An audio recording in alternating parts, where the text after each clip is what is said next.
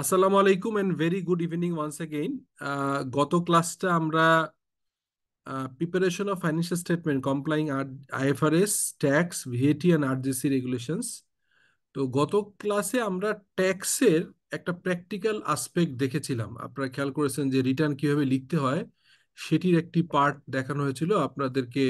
মানে আমি আবারও এই ক্লাসের মেকআপ ক্লাস যখন থাকবে, আজকে তো 8 নম্বর ক্লাস, আমরা এটা নিয়ে ডিসকাস করব। আমি ক্লাসের শুরুতে আপনাদের ফিডব্যাক নিতে যাচ্ছিলাম, অনেকেই হয়তো শুনতে পাননি। নেক্সট টাইম একটা ফিডব্যাক দিয়ে, আর ভ্যাট নিয়েও একটা সিমিলার সেশন আমি আয়োজন করার চেষ্টা করব ইনশাল্লাহ।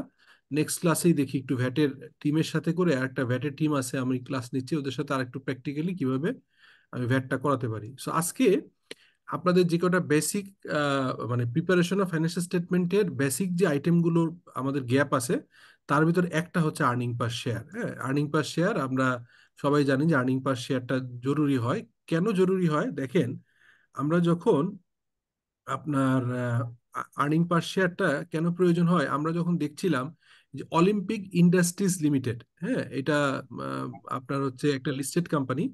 তো এই লিস্টেড দাও দাও, কোম্পানি, এই খবিসটারে টাকাটা দিয়ে দিবেন। দিব না দিব এই আয়াতে এই লিস্টেড কোম্পানির আপনার হচ্ছে এই Olympic industries limited is a listed company. এই লিস্টেড কোম্পানিটার statement of profit or loss and other comprehensive ইনকামের শুরু আমরা রেভিনিউ দিয়ে করেছিলাম। আমরা এখানে IFRS 15, IS 2, এগুলো সব করেছি, IS 37 এগুলো করেছি। বাট একদম যদি বটম লাইন দেখেন, খেয়াল করবেন এখানে যে প্রফিট অর লস ব্র্যাকেটে ফর দ্য ইয়ার, তো এখানে প্রফিট আছে, আমরা দেখেছি যে আপনার 183,40,55,875 টাকার প্রফিট আছে। গতবার যেটা ছিল আর একটু কম, 155,62,লাখ। গত বছরের ইপিএস ছিল, ইপিএস মানে আর্নিং পার শেয়ার, 10 টাকা করে একটা শেয়ার ভ্যালু, শেয়ার প্রতি 10 টাকার একটা শেয়ারে প্রফিট ছিল 9 টাকা 75 পয়সা, 9 টাকা 17 পয়সা, সরি। গত বছর যেটা ছিল হচ্ছে আপনার আহ, আপনার হচ্ছে এই 7 টাকা, আপনার হচ্ছে 7 টাকা 78 পয়সা। সো এইটা হচ্ছে একটা আমাদের হিসাব। আর এখানে দেখবেন যে ইপিএস এর এখানে একটা number of share use to compute EPS, এখানে একটা নাম্বার অফ শেয়ার আছে।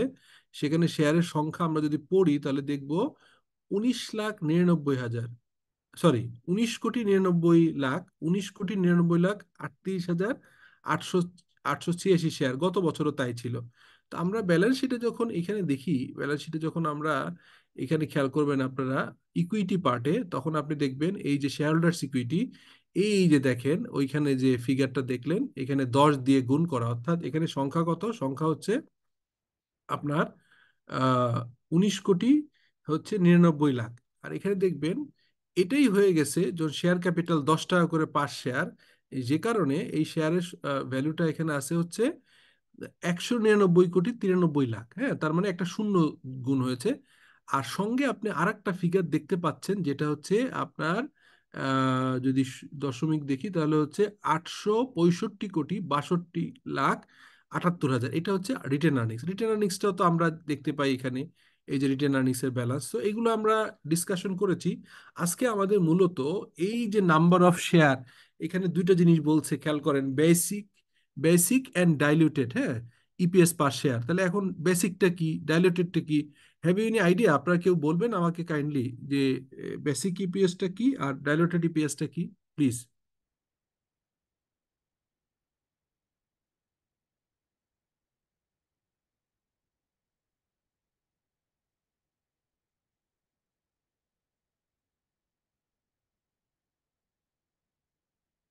কোনো আইডিয়া?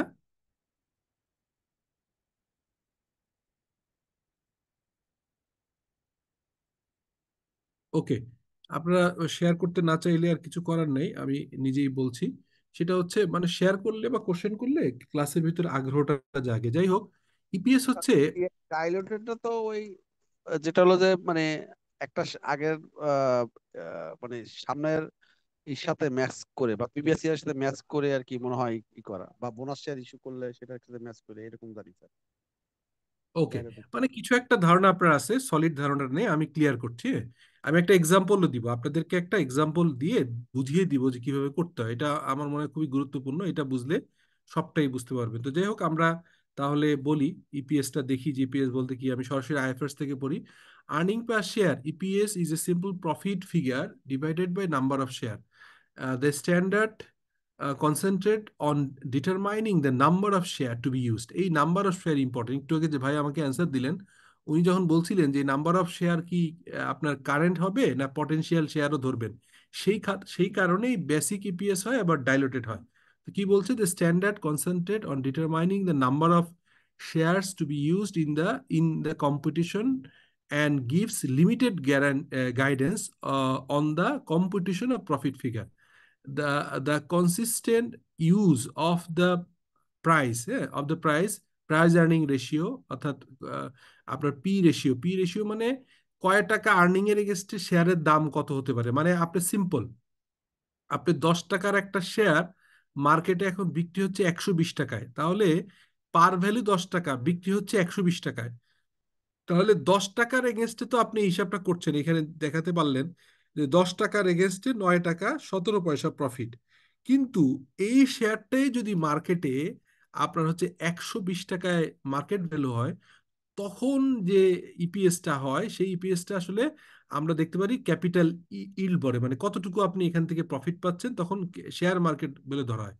আর ডাইলুটেড ইপিএস মানে হচ্ছে আপনার পটেনশিয়াল যত রকম শেয়ার সামনে কনভার্টেড হইতে পারে সেগুলোকে বলা হয়। যাই হোক, এটা আমি ক্লিয়ার করবো। The consistent use of the price অথবা price earning ratio, P ratio, by using the financial statement as an indicator of corporate performance led to be need for the standard on earning per share। কতটুকু earning per share standard হওয়া উচিত, industry কতটুকু standard, কি হলে কতটুকু হলে আপনি investment করবেন, which is a key component of P ratio. P ratio একটা কম্পোনেন্ট। এখানে স্কোপ হচ্ছে the standard is applied by entities whose security or potential security are publicly traded or that are in the process of issuing security to the public। তার মানে normally আমরা আমাদের যেটা হয় সেটা হচ্ছে, আমরা যদি লিস্টেড কোম্পানি না হই তাহলে আপাতত আমাদের শুধু বেসিক ইপিএস ক্যালকুলেশন করলেই হবে। কিন্তু আমি যখন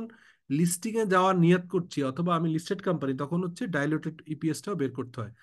Other entities that choose to present EPS formation must be comply with IS-33, এবং IS-33 অনুযায়ী সবাইকে করতে হবে, এটা আমরা বুঝলাম।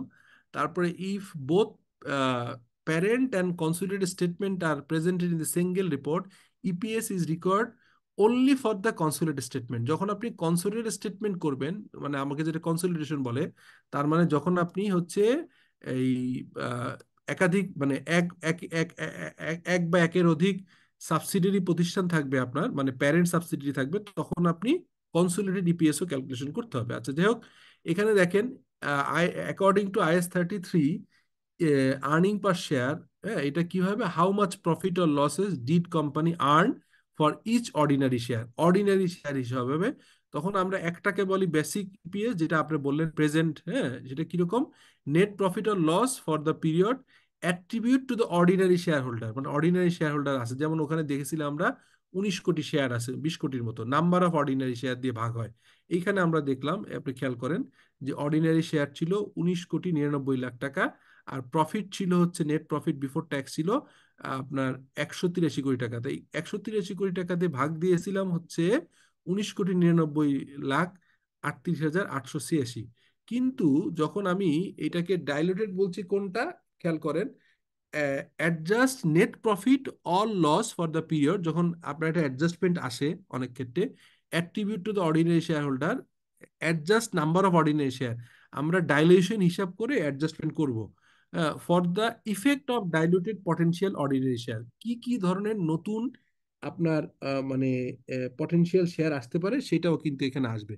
এইটা ক্যালকুলেশন আমি মনে হয় থিওরিটিক্যালি এইভাবে না দেখিয়ে সরাসরি আপনাদের এক্সেল শিটে দেখাই, তাহলে ইজি হবে, তাহলে হয়তো ক্লাসটা আজকে আমরা কুইকলি শেষ করতে পারবো। খেয়াল করেন, how to calculate weighted average number of share of as per IS 33। ধরেন আমরা একটা এক্সাম্পল নিলাম যে একটা কোম্পানি জানুয়ারি মাসের 1 তারিখে শেয়ার ইস্যু করছে, এটা সোল্ড মানে মার্কেটে ইস্যু করছে অথবা ইস্যুড অথবা সোল্ড করছে হচ্ছে 20,000 শেয়ার। তাহলে এটা একটা ঘটনা, একটা কোম্পানি তার 20,000 শেয়ার ইস্যু করলো, এটা তো করতেই পারে। আমরা দেখলাম যে 20,000 শেয়ার একটা কোম্পানি ইস্যু করলো, ওকে। এরপরে মার্চের 1 তারিখে, জানুয়ারি মাসের 1 তারিখে, জানুয়ারি ফেব্রুয়ারি 2 মাস পরে মার্চে আবার সোল্ড করলো 30,000, নতুন করে আবার ইস্যু করলো আরো 30,000। তাহলে আগে ছিল 20,000, এখন হলো 30,000, মোট 50,000। মের 1 তারিখে খেয়াল করেন, মের 1 তারিখে কি করলো, purchase 18,000 share and treasury stock. আপনাদের বোঝানোর জন্য অঙ্কটা একটু জটিল করছি। আমাকে কেউ একজন বলেন তো ভাই, যে এই যে ট্রেজারি স্টক কথাটার অর্থ কি? ট্রেজারি স্টক বা ট্রেজারি শেয়ারটা মানে কি? স্যার কোম্পানি যখন নিজের শেয়ার নিজে কিনে আর কি। Fine, fine, you are absolutely right. যখন কোম্পানি তার শেয়ার নিজে কিনে নেয়, অ্যাকুয়ার করে নেয় মার্কেটে, তখন এটা ট্রেজারি স্টক বলে। তার মানে কোম্পানি একবার 20,000 শেয়ার প্রথমে ছেড়েছিল জানুয়ারি 1 তারিখে ব্যবসার শুরুতে, এরপরে আবার ইস্যু বা সোল্ড করছে আপনার হচ্ছে কয় তারিখে, এরপরে করছে হচ্ছে মার্চের 1 তারিখে। হ্যাঁ, তারপর নতুন করে আবার 30,000 ইস্যু করছে। তো এই এই পর্যন্ত আমরা দেখলাম। হ্যাঁ, এরপরে কি করলো দেখেন, এরপরে মের 1 তারিখে, মার্চ এপ্রিল 2 মাস গেল, আবার 2 মাস পরে কোম্পানি তার নিজের শেয়ার মার্কেট থেকে পারচেস করে নিছে 18,000। আচ্ছা, জুলাইয়ের 1 তারিখে আবার এসে, আপনি তো অঙ্কটা একটু জটিল করবার জন্য, বোঝানোর জন্য এটা করেছি। জুলাইয়ের 1 তারিখে নতুন করে আবার ইস্যু করছে হচ্ছে 12,000। নতুন করে ইস্যু করলো, নতুন করে ইস্যু করলো অথবা সোল্ড করলো হচ্ছে 12,000। তাহলে আবার নতুন করে 12,000 শেয়ার আবার তারা নতুন করে ছাড়লো। তো এই যে ধরেন কন্টিনিউয়াসলি তারা কিন্তু শেয়ার ছাড়ছে আবার তুলছে, এরকম মার্কেট থেকে তুলে নিচ্ছে। এরপর আগস্টের 1 তারিখে স্টক স্প্লিট 2:1 শেয়ার, এটা কে বলতে পারবেন স্টক স্প্লিট মানে কি? প্লিজ, স্টক স্প্লিট মানে কি? আর এই মুহূর্তে বলতে পারতেছি না। স্টক স্প্লিট মানে স্টক ভাগ করে ফেলা, মানে হচ্ছে আমি আপনাদেরকে একটা প্র্যাকটিক্যাল এক্সাম্পল দিই। আমি হচ্ছে দেখবেন যে 2000, সম্ভবত 2009 বা 9-এর আগে আমাদের মার্কেটে, আমাদের স্টক ইয়ার এর আগে, 2009 সালের আগ পর্যন্ত আমাদের স্টক মার্কেটে যত শেয়ার ছিল সেগুলোর পার ভ্যালু ছিল কত, মনে আছে আপনাদের? পার ভ্যালু কত ছিল, মানে লিখিত মূল্য কত ছিল? 100 টাকা ছিল। 100 টাকা। 100 টাকা right, unit, per unit. Per unit, মানে পার শেয়ার ছিল 100 টাকা। পরে এটাকে স্প্লিট করছে। হ্যাঁ, স্প্লিট, এই যে স্প্লিট, স্প্লিট করে 10 1:10। টাকা হ্যাঁ, তখন 10 করছে। তার মানে আগে কারো যদি 100টা শেয়ার থাকে, আগে যদি কারো একটা শেয়ার থাকে, 1 শেয়ার মানে 100 টাকা, এখন সে পেয়ে যাবে তাহলে হচ্ছে 10টা শেয়ার পেয়ে যাবে। ঠিক আছে, যেহেতু 100 টাকা করে পার পার পার ভ্যালু ছিল আগে। হ্যাঁ, এটা হচ্ছে বিডিটি, বিডিটি 100 টাকা করে ছিল। পরবর্তীকালে এটা বিডিটি 100 যখন করলো, তার মানে যার কাছে শেয়ার ছিল আগে 10টা, তার হয়ে যাবে এখন হচ্ছে 100টা, মানে 10 গুণ হয়ে যাবে। এটা খুব স্বাভাবিক, বুঝতে পারছেন? তার মানে এই যে শেয়ারের ভ্যালু, মানে সংখ্যা বাড়া, এটাকে স্প্লিট বলে। ঠিক আছে, স্প্লিট করে দিল, তার মানে হচ্ছে শেয়ারের সংখ্যা বেড়ে গেল। এইটা আমরা বুঝতে পারলাম, স্প্লিট মানে ভাগ করা, মানে একটার থেকে দুইটা, একটার থেকে তিনটা, একটার থেকে 10টা। তো ওই সময় যে প্রত্যেকটা শেয়ার মার্কেটে যারা লিস্টেড কোম্পানি ছিল, বা সব শেয়ারেরই প্রত্যেকটা শেয়ার প্রতি ভ্যালু ছিল, পার share value, par value per share ছিল হচ্ছে 100 টাকা। পরে 10 টাকা যখন করলো, তখন 1:10, 1:10 স্প্লিট হয়ে গেছে। সেরকম একটা স্প্লিট এখানে করেছে এই কোম্পানি। স্টকটা হচ্ছে একটা শেয়ারকে দুইটা করছে, মানে আগে যদি এই শেয়ারের ভ্যালু থাকে লেটস সে 20 টাকা, এখন 10 টাকা করে হয়ে গেছে। ঠিক আছে, এরপরে আবার তারা সেপ্টেম্বরে এসে আবার নতুন করে তারা কি করলো, আপনার হচ্ছে তারা আবার শেয়ার ইস্যু করলো হচ্ছে নতুন করে 48,000। তাহলে নতুন করে আবার ইস্যু করলো হচ্ছে 48,000।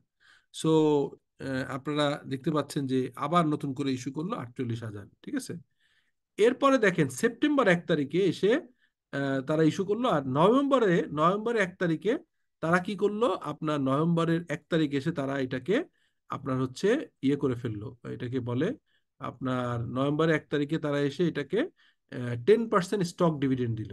হ্যাঁ, 10% স্টক ডিভিডেন্ড। ঠিক আছে, এখানে কি করলো, ডিক্লেয়ার্ড, এবং ডিভিডেন্ড হচ্ছে 10% স্টক ডিভিডেন্ড। এই স্টক ডিভিডেন্ড মানে কি, কে বলতে পারবেন? স্যার হলো এই যে মানে শেয়ার দিছে আর কি 10%। শেয়ারের এগেনস্টে শেয়ার, রাইট। আচ্ছা, এরপরে ডিসেম্বর 1 তারিখে আবার একটা করলো, তারা নতুন করে আরেকটা কাহিনী করলো ডিসেম্বর 1 তারিখে। তখন তারা আবার নতুন করে আরো 24,000 ছাড়লো। তাহলে এই যে একটা বছরে এতগুলো কাহিনী করলো, এই কাহিনীগুলোকে আসলে আমাদের একটু কনসিডার করতে হবে। কারণ আমরা যখন আপনার এই weighted average number of share না বার করতে পারলে, এই যেমন এখানে যেমন বলা আছে যে তাদের weighted average number of share, এটা আপনার হচ্ছে যে কমন আছে। যেমন ধরেন এইখানে যখন 32 নম্বর নোট, আমরা এই যে basic and diluted earning per share EPS 10 টাকার এগেনস্টে 9 টাকা 17, এটা যদি আমি ইয়েতে চলে যাই, এটা 32 নম্বর নোট যাই, ওইখানে আপনি দেখতে পারবেন যে তাদের আপনার ডাইলুটেড শেয়ার একই। হ্যাঁ, 32 নম্বর নোটে আমরা যাই আর একটু পরে। এই যে দেখেন 32 নম্বর শেয়ার, 32 নম্বর নোট। হ্যাঁ, খেয়াল করেন এই যে 32 নম্বর নোটে কি বলছে, খেয়াল করে দেখেন।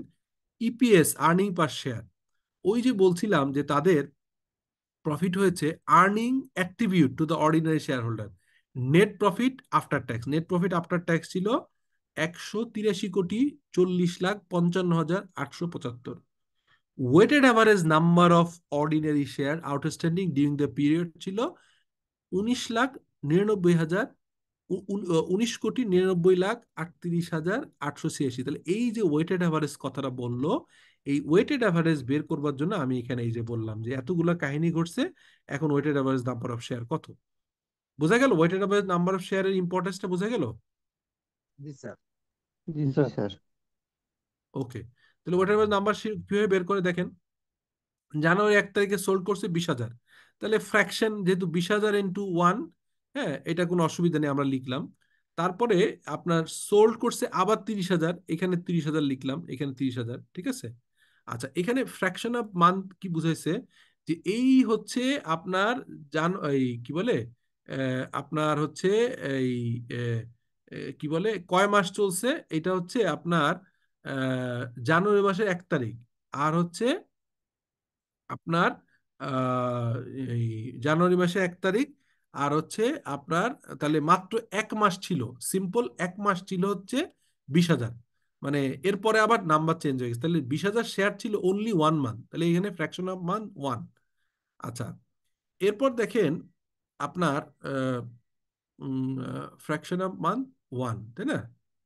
আচ্ছা, এরপর দেখেন আপনার মার্চের থেকে আহ, মার্চের থেকে আপনার হচ্ছে আমরা এখানে কিভাবে ক্যালকুলেশনটা করছি, ক্যালকুলেশনটা হচ্ছে 12/12।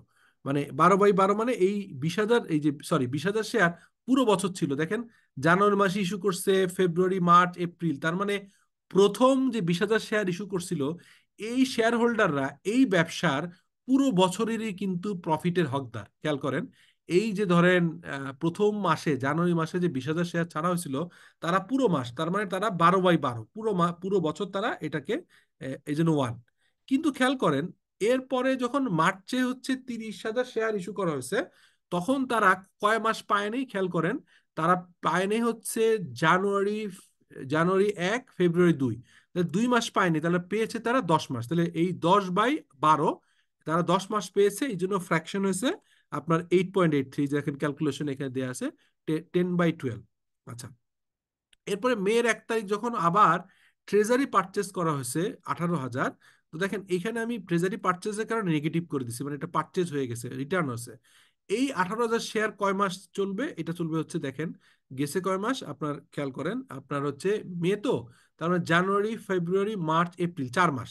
তাহলে এই 18,000 শেয়ার যে রিকল করা হলো এই ট্রেজারি স্টক, সেখানে 8/12 হবে। তাহলে এটা আমরা পেয়ে গেলাম, ওকে। এরপর দেখেন সোল্ড করছে আবার জুলাই, জুলাই কবে সোল্ড করছে, জুলাই আবার 12,000, জুলাই আবার নতুন করে 12,000 সোল্ড করা হলো। এখন জুলাই যদি হয় তাহলে কয় মাস সে অলরেডি চলে গেছে, কয় মাস পরে, সেটা হচ্ছে January February March April May June, 6 মাস চলে গেছে, রিমেইনিং 6 মাস পাবে, এই জন্য 6/12। তাহলে এই পর্যন্ত আমি একটা নিলাম। স্টক স্পিরিট এইটা আমি পরে রাখতেছি, এটা কিন্তু আমরা এখনো করিনি, এই এজেন্ডাটা আমরা এখনো কনসিডার করিনি, কারণ স্টক স্প্লিট হলে এই এখানে কিন্তু ডিফারেন্ট একটা ফেনোমেনন তৈরি হবে। সো আপাতত আমরা এই দাগ পর্যন্ত আমরা এখনো কিছু মানে এই আগে পর্যন্ত কাহিনীটা করলাম। তাহলে যখন স্প্লিট হলো, তাহলে একটা শেয়ার থাকলে হয়ে যাবে দুইটা। এখানে বলছি যে একটা শেয়ার হলে দুইটা হবে, তাহলে ডেফিনেটলি এখানে 2 দিয়ে গুণ হবে, কারণ এর আগের সবগুলো যে 2 দিয়ে গুণ হবে। মানে এই যেহেতু আগস্টের 1 তারিখ হয়েছে, আগস্টের 1 তারিখের আগের সব শেয়ার দ্বিগুণ হয়ে যাবে। তার মানে 20,000 সারা বছর ছিল, এটা দ্বিগুণ হয়েছে। 30,000-এর ফ্র্যাকশনাল মান্থ ছিল, তার মানে হচ্ছে 10 মাস ছিল, এটাও 2 গুণ হবে। তারপরে হচ্ছে আপনার 18,000 ট্রেজারি স্টক করা হয়েছে, এটা 6 মাস, এটাও ডাবল হবে, মানে এটা স্প্লিট হয়ে গেছে। আর সোল্ড করা হয়েছে 12,000, এইটা 6 মান্থ মাত্র পেয়েছে, তাও ডাবল হবে যদি স্প্লিট হয়ে গেছে। আচ্ছা, এরপরে আরেকটা খেয়াল করেন, ডিভিডেন্ড বলে একটা ইস্যু আছে, ডিভিডেন্ড। হ্যাঁ, এটাও একটু দেখেন। এই যে 10% স্টক ডিভিডেন্ড দিয়েছে না, 10% স্টক ডিভিডেন্ড, তাহলে 10% স্টক ডিভিডেন্ড হবে কি, একটা শেয়ার থাকলে এটা হয়ে যাবে 1.1, মানে 100টা শেয়ার থাকলে 110 হয়ে যাবে। এই কারণে এই প্রত্যেকটা শেয়ারকে আমরা 1.1 দিয়ে গুণ দিয়ে দিয়েছি, কিন্তু কারণ এটা তো স্টক ডিভিডেন্ড দিয়ে দেওয়া হয়েছে, মানে একটা শেয়ার থাকলে 1.1 হয়েছে, 100টা থাকলে 110টা হয়েছে। তো এই যে 20,000 fraction of the month into split into stock dividend করলে weighted average number of share এখানে আমরা পেলাম 44,000। তাহলে যে 20,000 ছিল সেটা এখন 44,000 হয়ে গেল। এরপরে 30,000-কে আমরা একইভাবে করে 55,000 হলো, এটা আমরা পেয়ে গেলাম। এরপরে যেটা নেগেটিভ হবে ওটা বাদ চলে যাবে এখান থেকে। তারপরে সোল্ড করছিল 12,000, সেইটার 12,000 ছিল 6 মাসের ফ্র্যাকশন, ছিল ফ্র্যাকশন মান, স্প্লিট ছিল 1.1 হচ্ছে ডিভিডেন্ড, মানে 100 টাকা, 100টায় 10টা দিয়েছে 10%, তার মানে 1:1.10, এটা হচ্ছে হয়ে গেছে আপনার হচ্ছে 13,000। তাহলে এইটা আমরা একটা হিসাব পেলাম। এই এই স্প্লিটের আগের ঘটনা। স্প্লিটের পরে দেখেন আরেকবার শেয়ার সেল করছে, এই যে দেখেন ইস্যুড অথবা সোল 48,000। এই 48,000 শেয়ার কিন্তু কয় মাস ছিল, কোন মাস খেয়াল করেন, এই যে 48,000-এর তাহলে চলে গেছে সেপ্টেম্বর আগস্ট পর্যন্ত, তার মানে January February March April May June July August, তার মানে চলে গেছে 8 মাস, বাকি আছে 4 মাস। তা 4 মাস যদি হয় তাহলে আমরা এখানে কি করব, 4/12, এই যে ফ্র্যাকশন 4/12, এটা আমরা করলাম। কিন্তু স্প্লিট হবে না, কারণ স্প্লিটের পরের ডেটে ইস্যু হয়েছে, তার মানে এখন আর স্প্লিটের ইম্প্যাক্ট এখানে দেয়া যাবে না। স্প্লিটের পরের ডেট হয়, স্প্লিটের ইম্প্যাক্ট এখানে দেয়া যাবে না। শুধুমাত্র ডিভিডেন্ড যেহেতু কমন সারা বছরের শেয়ার উপরে দেওয়া হবে, এটাকে বলে রিট্রোস্পেক্টিভ ইম্প্যাক্ট, অর্থাৎ সারা বছর যত শেয়ার ছিল, যখন স্টক ডিভিডেন্ড ডিক্লেয়ার করছে, যখন পেমেন্ট করবে সব শেয়ারের উপর পড়বে, রেকর্ড ডেট পর্যন্ত যার হাতে থাকবে। রেকর্ড ডেট তো আপনি ইয়ার এন্ডের পরে, এই কারণে 1.1 দিয়ে গুণ করা হয়েছে, কিন্তু স্টক স্প্লিটের পরে হওয়ার কারণে এই ফ্র্যাকশনটা, এই স্টক স্প্লিটটা আর গুণ করা হয়নি। এরপরে আবার 24,000 শেয়ার সেল করা হয়েছে, 24,000, এটা কোন মাসে, এটা ডিসেম্বর মাসে, তার মানে 11 মাস পেয়ে গেছে, 1 মাস মাত্র। তাহলে এখানে আমি কি করব, এই দেখেন এখানে হচ্ছে 1/12, মানে 1 মাস, তাহলে 1 মাস হওয়ার কারণে এই ফ্র্যাকশনটা দিলাম। এবং এইটা দেখেন, এইটা কিন্তু ডিভিডেন্ড ডিক্লেয়ারের পরে, এটা হচ্ছে ডিভিডেন্ড ডিক্লেয়ারের পরে হওয়ার কারণে এখানে স্প্লিটের ইম্প্যাক্ট নেই, ডিভিডেন্ড ইম্প্যাক্ট নেই, মাত্র 2,000। বোঝা গেল জিনিসটা মোটামুটি? জি স্যার, সুন্দর করে বোঝা গেছে স্যার।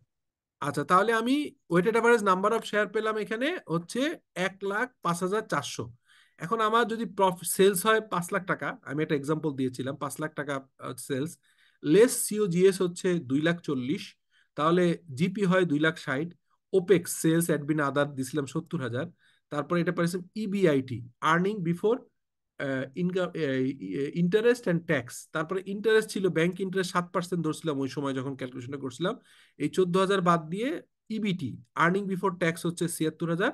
এরপরে হচ্ছে 32.5% ট্যাক্স, তখন রেট ছিল আমি যখন ক্যালকুলেশন করছিলাম, তাতে করে ট্যাক্স আসে এখন যেটা আসবে 27.5 27, যেটা আসুক কোনো অসুবিধা নেই।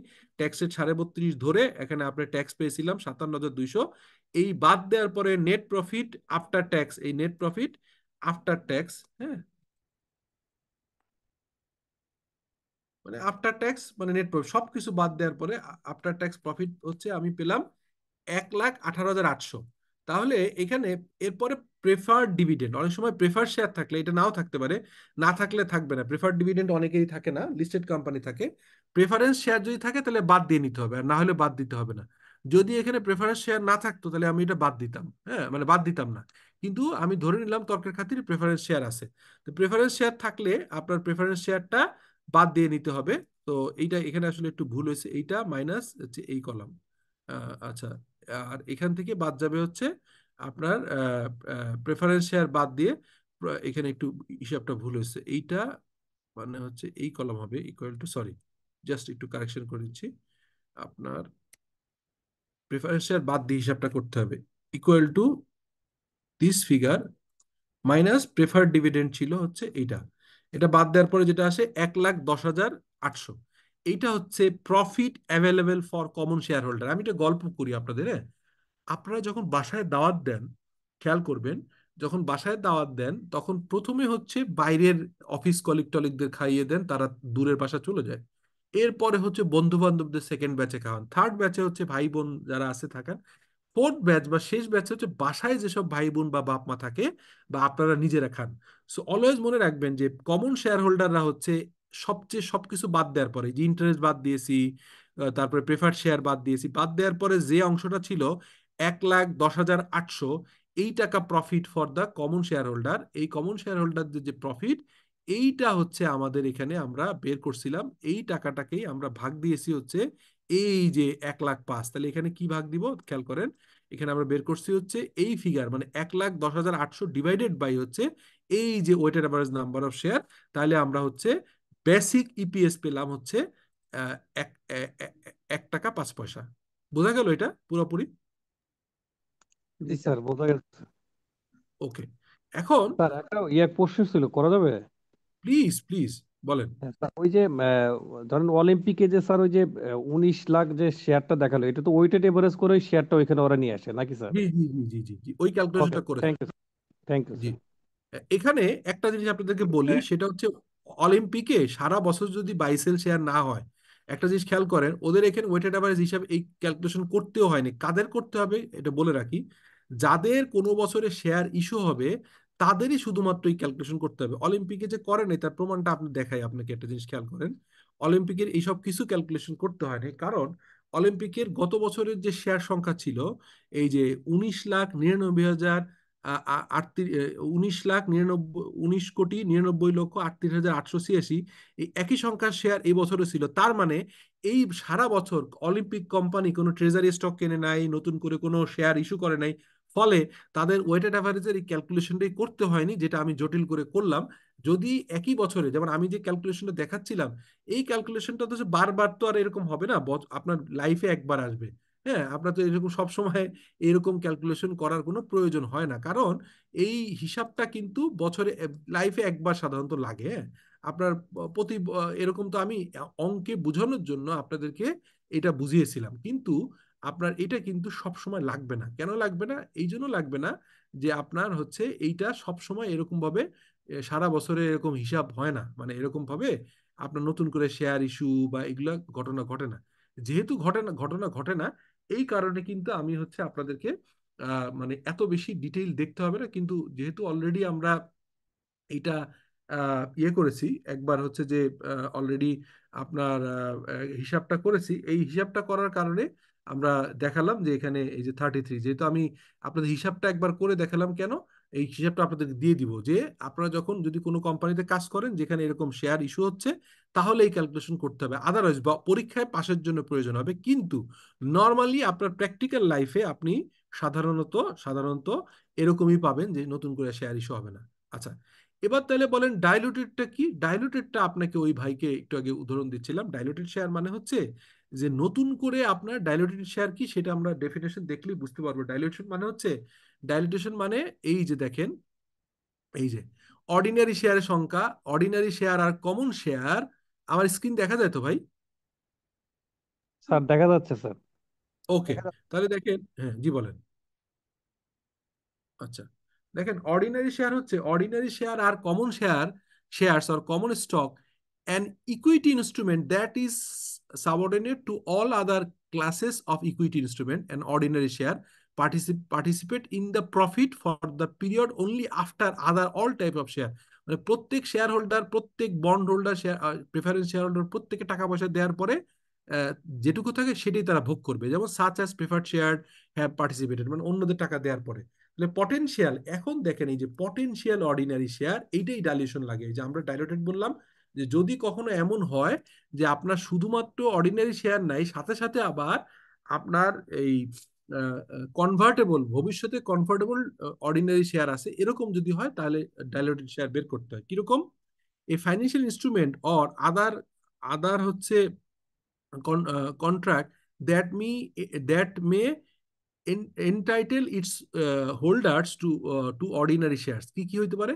তাদের এমন কিছু সিকিউরিটিজ আছে যেটা ভবিষ্যতে তাদের হচ্ছে কমন শেয়ার পেতে পারে। যেমন অলিম্পিকের ক্ষেত্রে নাই, কোনো প্রতিষ্ঠানই পাবেন না নর্মালি, বাট কিছু কিছু প্রতিষ্ঠানে থাকে, যেমন কমন শেয়ার। এখন কমন শেয়ার নাই কিন্তু ভবিষ্যতে কমন শেয়ার পাইতে পারে। যেমন আপনি একটা, এই যেমন বেক্সিমকো ছেড়েছিল, বেক্সিম কি কি কি ছেড়েছিল? সুকক বন্ড ছেড়েছে, সুকক বন্ড। বা অনেকে দেখবেন যে ট্রেজারি বন্ড ছাড়ে, তাদের একটা কনভার্ট থাকে, অপশন থাকে যে না, আপনি আপাতত বন্ডটা কিনেন ভাই, আর আপনি 5 বছর পরে এই বন্ডটাকে শেয়ারে কনভার্ট করতে পারবেন। এইটাকে বলা হয় debt debt security. Debt security মানে হচ্ছে ডেট সিকিউরিটি, সেটাকে আপনি কনভার্টেবল ইনটু কমন স্টক।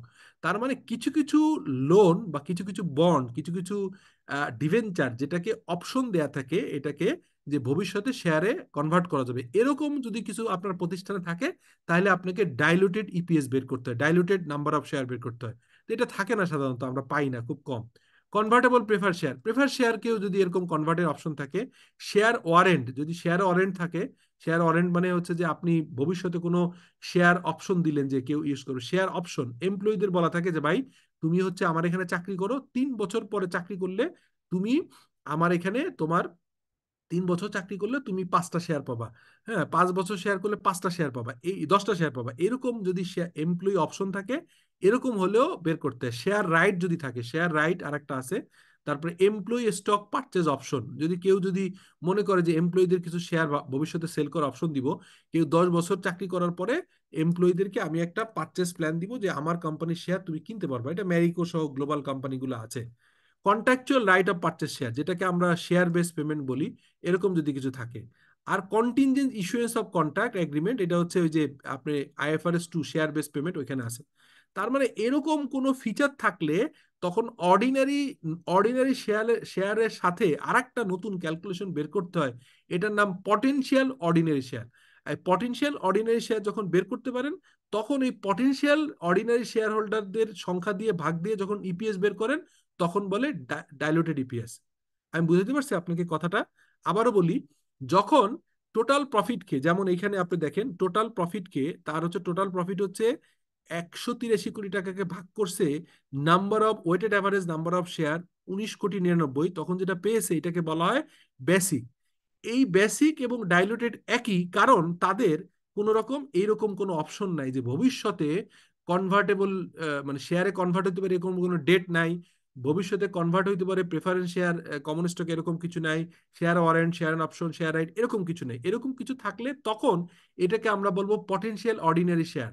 আর পটেনশিয়াল অর্ডিনারি শেয়ার থাকলে তখন এই নাম্বার অফ শেয়ার বেড়ে যায়, তখন আমরা বলি ডাইলুটেড ইপিএস। বোঝা গেছে কোশ্চেনটা? জি স্যার, খুবই সুন্দর বোঝা গেছে। জি স্যার। ওকে, তাহলে এইটুকু আমাদের বোঝার তো দরকার ছিল। তো আমরা আপনার হচ্ছে যে এখন এইটা আমরা করলাম, আমাদের আরেকটা আইএস বাকি ছিল। সেই আইএসটা হচ্ছে IS 7। তো IS 7টা আজকে একটু কুইকলি আলাপ করে দিব। আর আপনারা আমার একটু কোশ্চেন বলেন আমাকে। আপনারা যে এই যে আমরা কষ্ট করে এত পড়ছি, আপনারা যদি কথা বলেন, কথা বলতে বলতে যখনই কথা বল, তখন দেখবেন যে কোশ্চেন আসবে, কোশ্চেনের সাথে সাথে আমাদের অনেক ধরনের নলেজ হবে, আমরা আলাপ করব। এখন দেখেন এই যে আমরা স্যার স্যার বলেন। একটু interrupt করি, ওই যে ওয়েটেড এভারেজটা এক্সেল একটু ফর্মুলাটা দেখিয়ে দিবেন, এই যে এটা যে ওয়েটেড যে এই যে এখানে আছে, ফর্মুলা দেয়া আছে, আমি দিয়ে দিব এটা, এই শীটটাই দিয়ে দিয়ে দিব। দিবেন। হ্যাঁ, আচ্ছা, শীটটাই দিয়ে দিব, এই শীটটা দিয়ে দিব, ঠিক আছে? ওই যে 44,000। জি জি জি জি জি, এটা আমি শীটটা দিয়ে দিব, আপনার অনেক সুবিধা হবে। এটা আপনার লাগবে, আপনার প্রতিষ্ঠানে এইটা কমন, এটা লাগবেই, তো আমি এটা আপনাকে দিয়ে দিব। আচ্ছা, এখন দেখেন ভাই, এবার আমরা বলছিলাম যে আমরা কিন্তু স্যার, প্র্যাকটিক্যালি, জি বলেন প্লিজ। ডাইলুটেড ইপিএস এর এরকম কোন উদাহরণ কি আপনার কাছে? আচ্ছা, এই মুহূর্তে আমি, আপনার খুব ভালো কোশ্চেন করছেন, ডাইলুটেড ইপিএস এর কোনো হিসাব এই মুহূর্তে আমার নাই। আমি এটাকে নোট করতেছি, আগামী কয়েকদিনের ভিতরে খুঁজে তৈরি করে, এরকম এক্সেল বেস তৈরি করে আমি ভিডিও রেকর্ড করে আপনাদের দিব, এবং এই শীটটাও দিয়ে দিব, ঠিক আছে? আমার কাছে এই মুহূর্তে তৈরি করা স্যার, নেই। ওটা দিলে খুব ভালো হবে sir. Sure sure sure, thank you, good question, thank you. এটা হচ্ছে বেসিক ইপিএস, তাহলে ডাইলুটেড এটা করতে হবে। এগুলো কি, এটা কিন্তু অনেক সময় দিতে হয়, ইপিএস ক্যালকুলেশন আপনার, এটা কিন্তু সময় দিতে হয়। যেমন আজকেই আপনি দেখেন, আজকে আমি একটা সি এর অ্যাডভান্স লেভেলের আপনার সিএ এর হচ্ছে প্রথম লেভেলটা হচ্ছে সার্টিফিকেট লেভেল, এর পরের লেভেলটা প্রফেশনাল লেভেল। প্রফেশনাল লেভেলে আমাদের ফার্ম থেকে 12-13 জন আছে যারা প্রফেশনাল লেভেলে চলে গেছে, মানে সার্টিফিকেট ক্লিয়ার করছে, 7টা পেপার পাস করছে। কিন্তু এর পরে আর তাদের পাস হচ্ছে না, তখন আমাকে ধরলো। আমি এখন ধরেন প্রতিদিন একটু একটু করে পড়াচ্ছি। ওই ভিডিওগুলো যদি আপনারা দেখতে থাকেন, আমি আপনাদেরকে অ্যাসিওর করতে পারি যে ফাইন্যান্সিয়াল রিপোর্টিং এর বস হয়ে যাবেন। কারণ আজকেও দেখবেন আমি ব্যালেন্স শিটের লায়াবিলিটিতে কি কি জিনিস থাকতে পারে, আজকে আমি প্রেজেন্টেশনে একটা ক্লাস নিয়েছিলাম। সো আমি এই ক্লাসের শেষে লিঙ্ক গুলো যদি একটু দিয়ে দিতেন স্যার, আমরা একটু দেখতাম। আমি দিয়ে দিচ্ছি এখনই দিচ্ছি। আমি এই এই এই জাস্ট আপনাকে এখনই এইটা আপনার গ্রুপে জাস্ট এক সেকেন্ড আমি দিয়ে দিই, কারণ পরে ভুলে যাব আপনাদের। জাস্ট এটা কিন্তু খুবই মানে কার্যকরী, আমি শিওর যে এটা আপনাদের খুবই ভালো কাজে দিবে। হ্যাঁ, আমি এখনই আপনাদের দিচ্ছি, just a minute, allow me 1 মিনিট। আর আমি নিজেও কিন্তু প্রতিদিনই অন্যরা কি বলছে, অন্য অন্য আইএফআরএস কে কি বলছে, বা কার কে কেমন পড়াচ্ছে, চেষ্টা করি জানার জন্য। আপনারা একটু চেষ্টা করেন যে একটু আমার ভিডিওগুলো বা অন্য কোনো টিচারের যদি ভালো লাগে, হ্যাঁ, আমি এটা কিন্তু আপনারা করতে থাকেন, তাহলে যেটা হবে সেটা হচ্ছে আপনাদের নলেজটা অনেক মানে বাড়বে। নলেজ স্যার ইজ ভিডিও, আপনার ভিডিওগুলো আগে থেকেই দেখি স্যার। ও fine fine, thank you. Regular দেখতে থাকবেন, তাহলে যেটা হবে, আমি এখনই দিয়ে দিচ্ছি এটা আজকের সেশনটা। এটা অনেক ইম্পর্টেন্ট ছিল, এখানে যে প্রেজেন্টেশনের ইস্যু আছে এবং প্র্যাকটিক্যাল কিছু সলিউশনও করে দিয়েছি। তো যাই হোক, আপনারা এটা দেখবেন রেগুলার আশা করি। তো এখন আমরা আসি হচ্ছে আপনার এই যে দেখেন একটু তাহলে এটা ক্লোজ করি। আচ্ছা, এই দেখেন, এই যে এরপরে cash flow statement. Cash flow statement আর একটা ইস্যু আমাদের হচ্ছে IS 7। এখানে দেখেন, আচ্ছা আপনাদের একটা কোশ্চেন করি, বলেন তো ক্যাশ ফ্লোর দুইটা মেথড আছে, একটাকে বলা হয় ইনডাইরেক্ট মেথড, একটাকে ডাইরেক্ট মেথড। এখন ম্যান্ডেটরি লেভেলে লিস্টেড কোম্পানিজ এবং কোন কোন মেথডটা করতে ম্যান্ডেটরি বলা হয়েছে বলেন তো, দেখি বলতে পারেন। ডাইরেক্ট মেথডটা না স্যার? হ্যাঁ, direct method, right, direct method.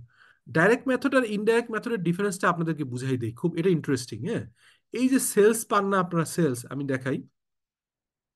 এই যে যখন ডাইরেক্ট এবং ইনডাইরেক্ট বলি, যখন ইনডাইরেক্ট মেথড হচ্ছে, খেয়াল করেন, এই যে আপনার নেট প্রফিট বিফোর ট্যাক্স, এই যে দেখেন নেট প্রফিট বিফোর, এই যে নেট প্রফিট বিফোর ট্যাক্স, যখন আপনি এই ফিগার নিয়ে যখন ক্যাশ ফ্লো স্টেটমেন্ট করেন, তখন উল্টা হয় না, যে উপর থেকে না এসে নিচ থেকে নিয়ে শুরু করলেন, এই জন্য ইনডাইরেক্ট মেথড বলে। তার মানে যখন আপনি কোনো ক্যালকুলেশন করবেন, যখন হচ্ছে net profit before tax figure নিয়ে যখন করবেন, তখন ইনডাইরেক্ট মেথড বলে। আর যখন শুরুর থেকেই এই যে কত রেভিনিউ রিসিভ করলেন, রিসিভ ফ্রম কাস্টমার, উপর থেকে শুরু করবেন, তখন ডাইরেক্ট মেথড। ডাইরেক্ট মেথড মানে উপর থেকে ডাইরেক্টলি সবগুলো হেড ধরে ধরে আসবে। আর ইনডাইরেক্ট মেথড হচ্ছে নেট প্রফিট বিফোর ট্যাক্সকে নিয়ে রিকনসিলিয়েশন করে করাকে বলা হয় হচ্ছে ইনডাইরেক্ট মেথড।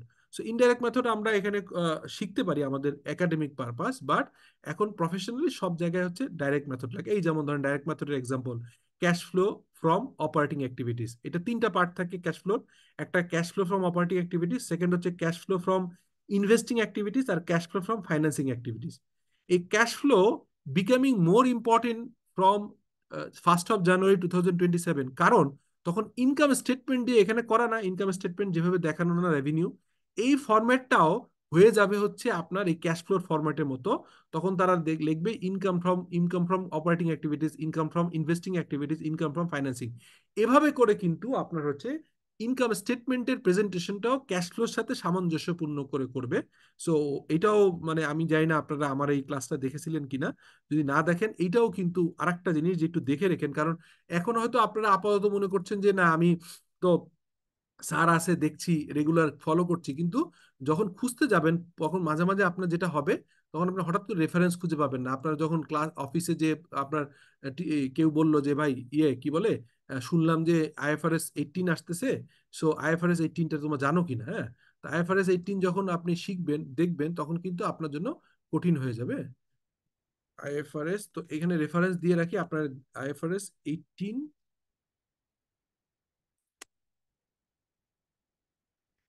অন্যদের ভিডিও পাবেন না, আমি IFRS যেহেতু নতুন, এটার ভিডিও আপনি পাবেন না, অন্যরা এখনো করে নাই, বাট আমি সোফার অলরেডি এটার রেকর্ড করে আপনাদের জন্য, এই যে IFRS, যেখানে দেখবেন যে 2টা ভিডিও আছে। একটা ভিডিও আমি যদি দেখাই, এই যে ফার্স্ট IFRS 18, হ্যাঁ, IFRS 18 এর এখানে দেখবেন যে আপনার নতুন করে একটা আমি আলাপ করে আপনাদের ডিটেইল বলেছি।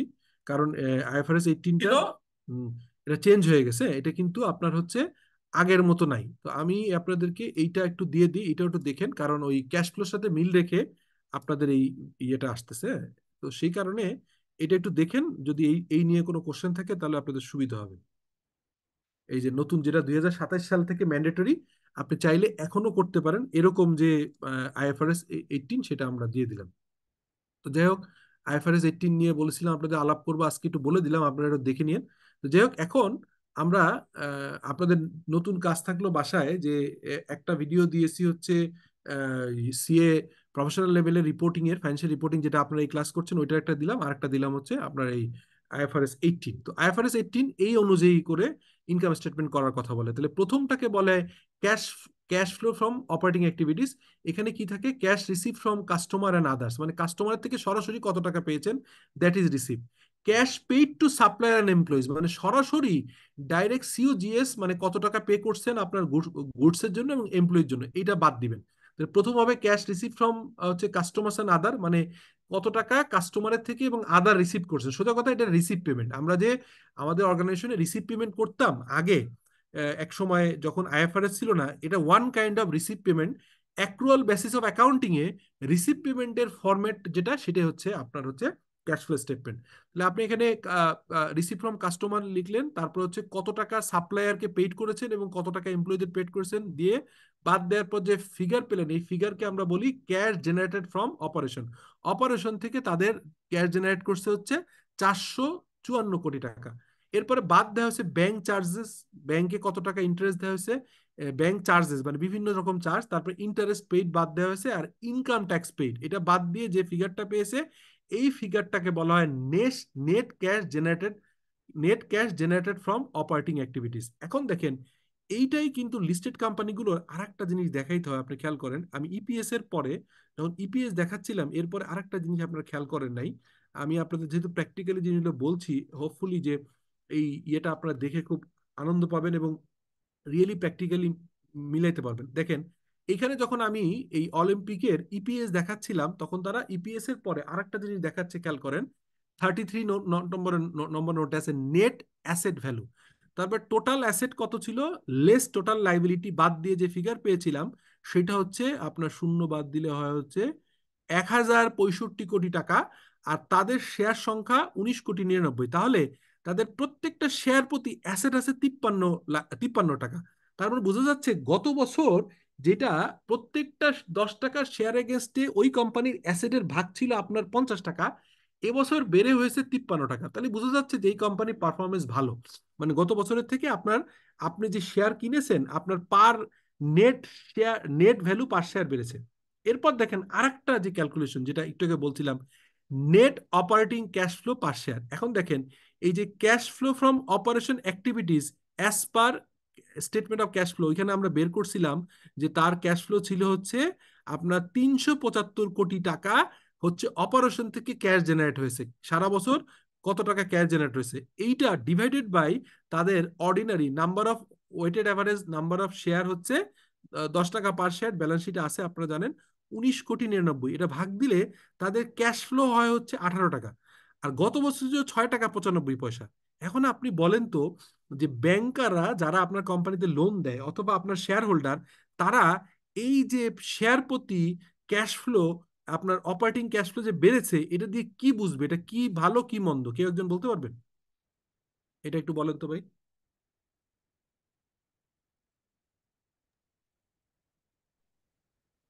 মানে স্যার ক্যাশ কালেকশন ভালো ভালো। ভালো। আমরা অনেক সময় বলি না যে প্রফিট করতেছে অনেক কিন্তু বাকিতে চলে যাচ্ছে, মানে আমি সেল করতেছি বাকি পড়ে আছে, আমি সেল করে টাকা অ্যাসেট কিনে নতুন ব্যবসা বাড়াচ্ছি, কিন্তু বছর শেষে ডিভিডেন্ডে টাকা দিতে পারি না, ব্যাংকের টাকা রিপেমেন্ট করতে পারি না। আমরা বলি না এই কোম্পানির ক্যাশ ফ্লো ভালো না, এই কোম্পানির ক্রেডিট পেমেন্ট সিস্টেম ভালো না। কিন্তু এখানে দেখা যাচ্ছে যে 10 টাকার শেয়ারের এগেনস্টে গত বছর প্রায় 60 টাকা ছিল ক্যাশ ফ্লো, এবার বেড়ে 18 টাকা হয়েছে। তার মানে তাদের ক্যাশ ফ্লো বেড়েছে, তাদের ক্যাশ কালেকশন সক্ষমতা বেড়েছে। It is very good. ঠিক আছে। সো এই এই ক্যালকুলেশন গুলো যখন আপনারা দেখছেন, আমি কিন্তু আপনাদের প্র্যাকটিক্যালি জিনিসটা ইন্টারপ্রেট করে দিচ্ছি। হোপফুলি আপনারা খুব মানে ইকুইপড হচ্ছেন, এই ভিডিওগুলো বারবার দেখবেন, ইকুইপড হবেন। তাহলে দেখেন, আমরা ক্যাশ ফ্লো পেয়ে গেলাম, cash generating from operating activities. এটা আবার নোট আছে, এই যে এটা 34-এর 1 এই নোটটা আছে, ডিটেলটা দেখে নিন। এরপরে cash flow from investing. Investing কিচ্ছু না, ইনভেস্টিং হচ্ছে অ্যাকুইজিশন অফ ক্যাপিটাল অ্যাসেট। তারা এই বছর অ্যাসেট কিনেছে, এটা ব্যালেন্স শিটেও পাবেন, তাদের ব্যালেন্স শিটে ফিক্সড অ্যাসেট শিডিউলে দেখবেন, আপনার প্ল্যান্ট প্রপার্টি ইকুইপমেন্টের শিডিউলে পাবেন যে তারা আপনার হচ্ছে কত টাকার অ্যাসেট কিনেছে এই বছর। আপনার হচ্ছে এই 129 কোটি টাকা অ্যাসেট কিনেছে। নতুন করে ক্যাপিটাল ওয়ার্ক ইন প্রোগ্রেস বেড়েছে হচ্ছে 42 কোটি টাকা। তাদের আবার কমার্শিয়াল স্পেস ছিল অ্যাডভান্স করা, এটা আপনার এই এই এই এই এই না সরি, এখানে হচ্ছে ওয়ার্ক ইন প্রোগ্রেস কমেছে, সরি এটা কমেছে, এটা পজিটিভ মানে কমেছে। তার মানে অ্যাসেট কিনেছে নতুন করে 190 কোটি টাকা, আর হচ্ছে এখানে 42 কোটি টাকার ওয়ার্ক ইন প্রোগ্রেস কমেছে, মানে ওয়ার্ক ইন প্রোগ্রেসের টাকাটা আপনার এই মানে ফিনিশ গুডে চলে গেছে। আচ্ছা, তারপরে আপনার হচ্ছে অ্যাডভান্স ইন কমার্শিয়াল স্পেস, আপনার নতুন করে আবার একটা কমার্শিয়াল স্পেস তারা কিনতে চেয়েছে, গত বছর দিছিল বোধহয় 11 কোটি টাকা, এবছর নতুন করে আবার 1 কোটি টাকা অ্যাডভান্স করেছে। নতুন করে ইনভেস্ট করছে 29 কোটি টাকা সাবসিডিয়ারি প্লাস অন্য জায়গায়। তারপরে তারা অ্যাসেট, ফিক্সড অ্যাসেট পুরনো হয়ে গেছিল, ফিক্সড অ্যাসেট বিক্রি করে ফেলছে, এই কারণে টাকা পেয়েছে ফিক্সড অ্যাসেট থেকে আপনার হচ্ছে 5,68,00,000 টাকা। আর হচ্ছে ইন্টারেস্ট রিসিভ করছে, তারা বিভিন্ন জায়গায় এফডিআর করা ছিল, তখন হচ্ছে 19,05,00,000 টাকা। তার মানে এই ইনভেস্টিং অ্যাক্টিভিটিস মানেই হচ্ছে যে আপনি অ্যাসেটে কিনেছেন অথবা অ্যাসেট বিক্রি করেছেন, মানে ইনভেস্টমেন্ট যদি করেন তাহলে নেগেটিভ ক্যাশ ফ্লো, আর ইনভেস্টমেন্ট থেকে টাকা আসে পজিটিভ, যেমন ওয়ার্ক ইন প্রোগ্রেস কমে গেছে এই জন্য পজিটিভ। তারপরে আপনার হচ্ছে নতুন করে অ্যাসেট কিনেছেন, নতুন করে কমার্শিয়াল স্পেস অ্যাডভান্স করেছেন, ইনভেস্টমেন্ট করছেন আদার সাবসিডিজ, কিন্তু ফিক্সড অ্যাসেট সেল করে আবার 5,68,00,000 পেয়েছেন, প্লাস ইন্টারেস্ট রিসিভ করছেন ইনভেস্টমেন্টের এগেনস্টে।